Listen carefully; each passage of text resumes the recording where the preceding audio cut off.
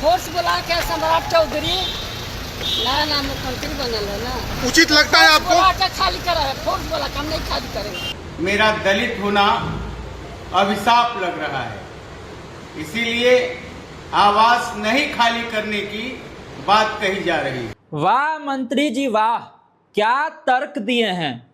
दलित हैं इसीलिए राबड़ी आवास उनके लिए खाली नहीं हो रहा है। गजब का दलित कार्ड खेले हैं मंत्री नंदकिशोर राम जी। हाँ, यही राबड़ी आवास उनको अब अलॉट किया गया है। जो राबड़ी आवास को लेकर के राबड़ी देवी कह रही हैं कि हम खाली नहीं करेंगे, फोर्स भेज दो। और फिर होता भी ऐसा ही है, पुलिस की टीम पहुंच भी जाती है। और अब चर्चा इस बात की हो रही है कि अल्टीमेटम दे दिया गया है राबड़ी देवी को कि इतने दिनों के भीतर आपको राबड़ी आवास खाली कर देना है। लेकिन राबड़ी देवी के बयान पर जब मंत्री नंदकिशोर राम से सवाल किया गया तो कहते हैं कि हम तो दलित हैं, हो सकता है कि दलित होने की वजह से ही राबड़ी आवास मेरे लिए खाली नहीं किया जा रहा है। तो मंत्री जी से आज एक सवाल करेंगे और उस सवाल का जवाब शायद मंत्री जी दे नहीं पाएंगे। और सवाल तो भवन निर्माण विभाग की मंत्री लेसी सिंह से भी करेंगे और सवाल का जवाब वो क्या देंगी, ये भी सोचने वाली बात होगी। ये सवाल क्या है? ये सवाल ये है कि जब इस मंत्री जी को, मतलब मंत्री नंदकिशोर राम को पहले से ही एक आवास अलॉट कर दिया गया था, तो फिर से इसको बदलने की क्या जरूरत पड़ गई? आखिर उनको बदल करके 10 सर्कुलर रोड वाला आवास देने की जरूरत क्यों पड़ गई? अब आपको जब हम ये बात कह रहे होंगे तो आप भी सोच रहे होंगे कि पहले कैसे आवास अलॉट हो गया।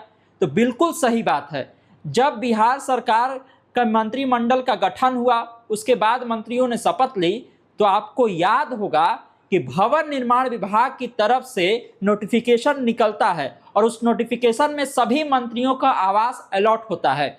उसी में मंत्री नंदकिशोर राम को भी आवास अलॉट हुआ। और कौन सा आवास अलॉट हुआ? 21 हार्डिंग रोड वाला आवास। आप नोटिफिकेशन स्क्रीन पर देख लीजिए, जो नोटिफिकेशन भवन निर्माण विभाग की तरफ से इसी महीने की 7 तारीख को, मतलब कि 7 मई को जारी किया गया था। और इसमें मंत्री नंदकिशोर राम को 21 हार्डिंग रोड वाला आवास अलॉट किया गया था। लेकिन अचानक से ऐसा क्या हो गया कि इस मंत्री जी का आवास ही बदल दिया गया और फिर इनको 10 सर्कुलर रोड वाला, जिसको कि राबड़ी आवास के नाम से जाना जाता है, उस आवास को 27 मई को अलॉट कर दिया गया। आखिर इस बीच में ऐसा क्या हुआ?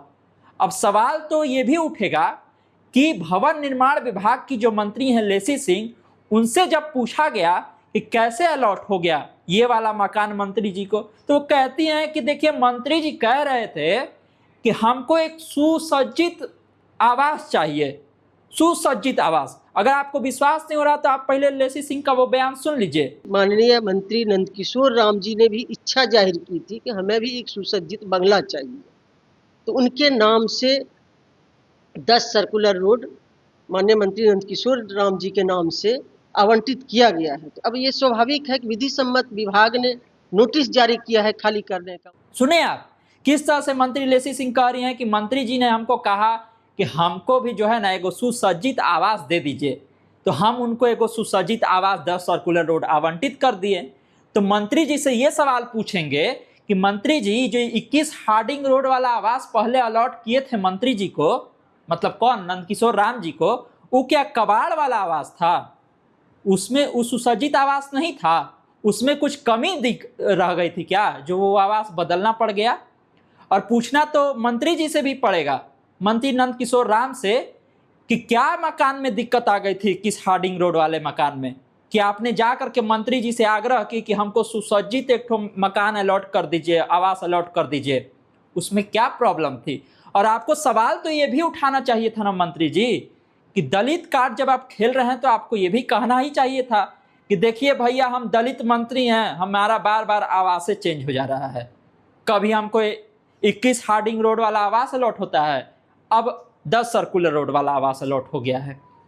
तो ये सवाल पूछा जाना चाहिए कि आखिर क्या जरूरत पड़ गई कि यहाँ से आवास को बदल करके 21 हार्डिंग रोड से बदल करके इनको 10 सर्कुलर रोड वाला आवास आवंटित कर दिया गया।